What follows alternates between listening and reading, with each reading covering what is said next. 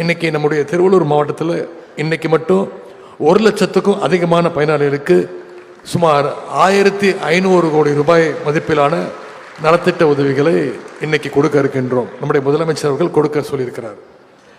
அதில் சுமார் 325 கோடி ரூபாய் மதிப்பிலான முடிஞ்ச பணிகளை இன்னைக்கு துவக்கி வச்சிருக்கிறோம்.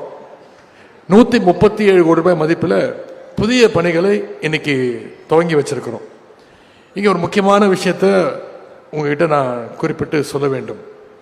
இந்தியாவிலேயே நீர்நிலையில் தன்னிறைவு பெற்ற ஒரு ஊராட்சியாக இந்த மாவட்டத்தில் உள்ள பாலாபுரம் ஊராட்சி ஒன்றிய அரசினுடைய விருதை சமீபத்தில் வாங்கியிருக்கின்றீங்க.